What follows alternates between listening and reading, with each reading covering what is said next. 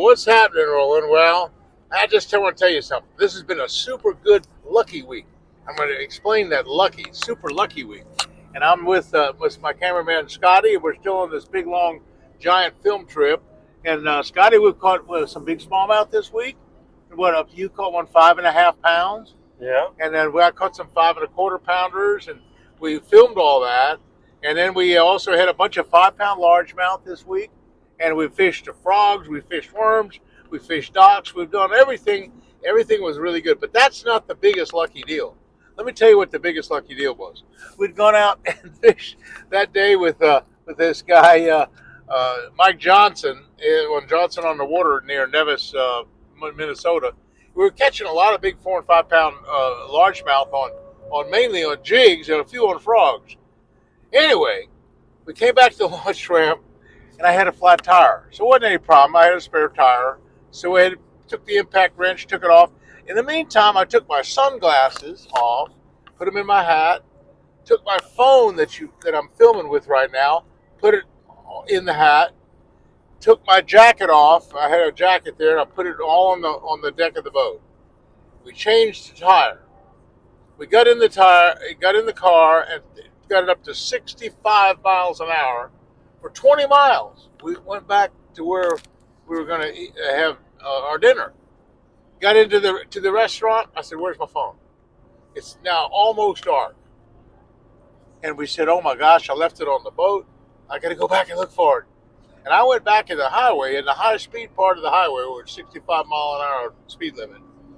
And daggone, if I didn't look up on the jacket, the phone was there, my sunglasses were there. Only thing I lost was a hat. So that's luck.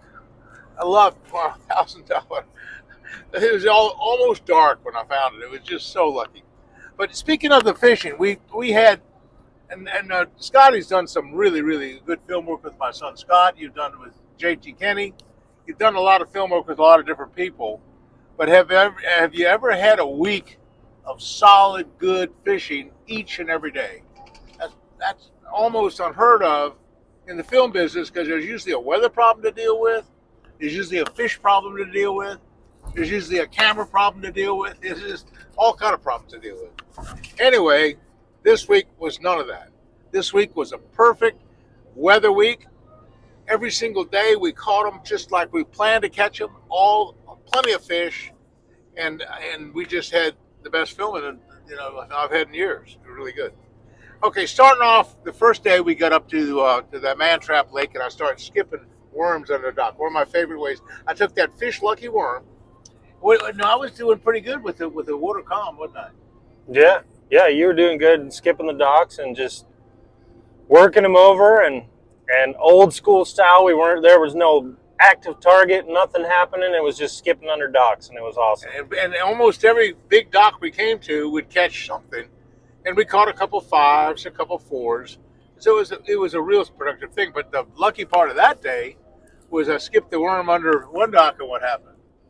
I mean, he set the hook, and he said, it's not a bass. It's not a bass. So I got excited being the cameraman, and it was actually a pretty good, pretty decent sized young musky. Yeah, a musky on a little spinning rod with like 10 pound. I had like 15-pound test line. But the point was, there's a musky under the dock. That's just almost unheard of. So that was a little bit of luck. Okay, the next day we did some other fishing. I went to another lake, and I started off frog fishing. Remember, I went to that beaver hut, and I threw to the beaver hut, and we caught about a 5-pound bass on the beaver hut. But that was really the only one we caught. We didn't really hardly catch anything on a frog. So we started throwing out deep. And in fact, we pulled at this one point. You picked up a rod. We were just looking for fish. One of the things, what happens when the fish aren't biting real good, like Scotty will fish, it helps. It helps to have a couple different things going. So he threw out there with a spinnerbait, in fact, let the thing sink in 15 feet of water, bam, caught a nice bass. So anyway, we started developing that deep water pattern. And I started taking that fish lucky one and a chatterbait and going to these shoals that we saw on the map. We had contour maps. And we'd throw into the scattered weeds right on the edge of the grass. And what happened then? Well, we got them, didn't we? Yeah, we got on a couple of really good schools. And Roland we had them under the boat on 2D sonar, just stacked. So Roland didn't want to move the boat. He just sat there, threw under the boat, and just was hooking them. 2 or 3 of the fish, all I did was open the bail of the spinning rod and drop it straight down, and boom, caught one. Kind of a deal. And these were 3 and 4, and even a couple were pushing 5. A couple good ones. A couple good ones. So that was a successful day. Well, then the next day we decided to fish with this guy Will Wicks, and Will runs the Delaney Sporting Goods store there in Park Rapids. That's where we stay, and we stay at the Super 8 Inn. It was a great accommodations, and it was a super stay there. They had a nice breakfast deal, ample parking, plenty of places to charge your batteries. So we just had everything was so convenient, being that the Super 8's right next to the Delaney Sporting Goods, which is right next to the gas station, which is right next to a restaurant place. And so everything is just right there together in Park Rapids. And so anyway, we went with Will Wicks, and we went out. We thought we were going to possibly do a frog deal, and we got kind of going on the frog, but then we caught them on worms too. We caught them on a little bit of everything, didn't we?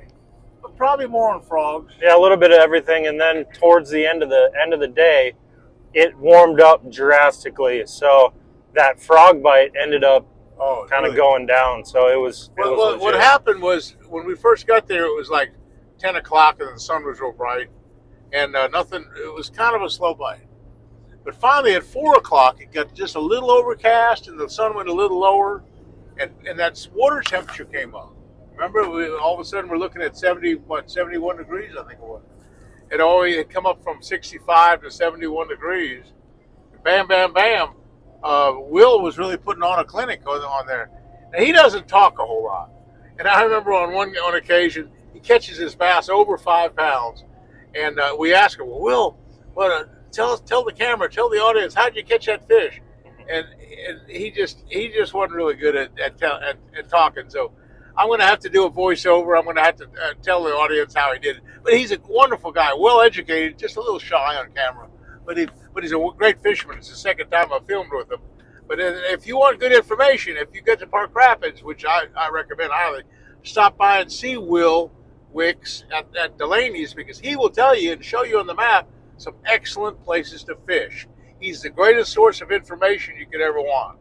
So, and he's a great fisherman as well. He might even take you fishing. Well, then the next day we decided to go. We actually fished 2 lakes that day with Will. We kind of switched around a couple different lakes. Now there's 200 lakes around Park Rapids. 200 of them within a 20-mile drive that are major lakes. I mean, bass lakes, good ones, musky lake, all kind of lakes. So the next day we went with Mike Johnson with Johnson on the Water Marine Center, and we went, and he's a great jig fisherman. We started off on this one lake with jigs and frogs. We caught a few. We caught about a dozen. They were kind of medium sized, but he said, let's go to my favorite lake. So he gives the favorite lake. In fact, it was a lake I'd fished myself as well over the years, and he put on a clinic. He kind of outdid me a little bit. I did catch some fish, don't get me wrong. I just didn't catch as many as Mike did on the jig. But then late in the afternoon, I kind of made up for it, because all of a sudden the jig bite kind of tapered off a little bit. And guess what? My favorite came to light, and I started doing what? Frogging again. I started frogging. And you were frogging. We were both frogging. Yes. And we were catching some good ones. We caught a couple 5s and a couple 4s frogging. And so that was good. And Mike caught, he caught some 5s and 4s on the jig. But anyway, that was a great film. But then the final day that we fished was the next day was Wednesday, I guess it was. And what we did Wednesday is we went to Mille Lacs. Now, Mille Lacs is the 2nd or 3rd largest lake in Minnesota. And it's not far from Brainerd, Minnesota. I'd fished it years and years ago with Al Leonard and some of the guys. That was even before the zebra mussels got in there. But anyway, about 10 or 12 years ago, the zebra mussels started infesting the lake. And for whatever reason, the smallmouth bass started growing big. Now, there's a couple different thoughts about that. But whatever happened, it cleared the water up some. And the offshore boulders just became a real deal. So what we did 2 days ago when we were on Mille Lacs is we took my Lowrance forward-facing sonar, my active target.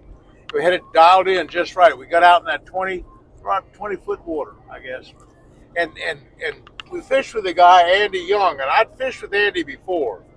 In fact, I'd fished with him up at Lake of the Woods and some of those places way up north of here on the Canadian border. And I was with my son Scott and Gussie, the tournament Bassmaster Classic winner from Canada.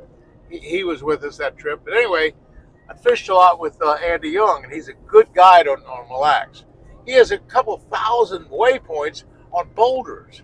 These boulders, this is a glacial shield lake.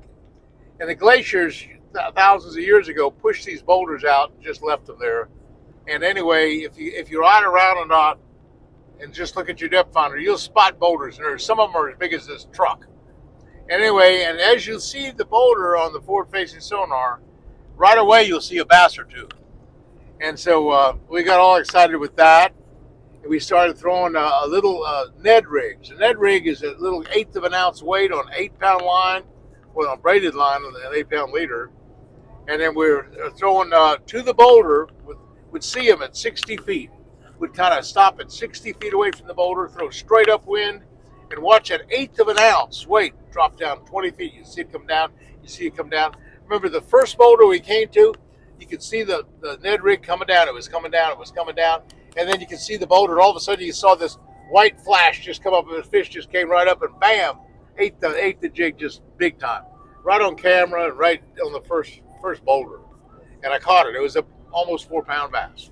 So anyway, it just got better and better after the day progressed. The wind was blowing about 15 miles an hour. It's a little choppy, a few little white cops if we got a couple miles offshore. So it was a little tough. It took a few waves over the bow, not too bad. It wasn't really that rough, but it was a little windy.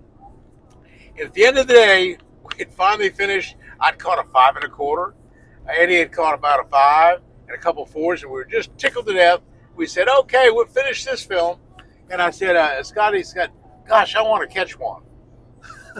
What happened then, Scotty? I mean, I jumped up there and I made a couple casts, and it was like my 3rd cast. And I felt that jig come down the rock and just a tick. So I leaned back, set the hook, 5 1/2 pounder. 5 1/2 pounder, the big fish of the day on his 2nd or 3rd cast. It was really kind of cool. Anyway, that's the kind of fishing we had at Mille Lacs. It's really, really good. We figured those 5 best smallmouth that we had was about 22 or 23 pounds of smallmouth. And that was just for half days fishing, really. So that lake is on fire. That's just probably the best smallmouth lake. It's got to be the best smallmouth lake in the state of Minnesota. I'd say. I don't know. One of the best in the country. One of the best in the country. Really, really good. So anyway, that's what's happening in my world. And hey, at Bass Pro Shop, it was great. We used the Booyah products cleaning the boat. We used the Spike-It products to kind of enhance the colors of the worms. We did a little bit of everything. Of course, the Lowrance Active Target was a help. And the sunglasses were a big help too, just spotting boulders and stuff around the shoreline. So anyway, my big deal was Lou's Tackle. I just got a brand new contract with Lou's, and I got Lou's rods and reels. And so I talked all about that. It was a really big deal. So anyway, folks, I hope we told you a few things about our great fishing here in Minnesota. And we're on our way home now, at the end of the week. So we'll see you again soon. Hey, thanks for watching.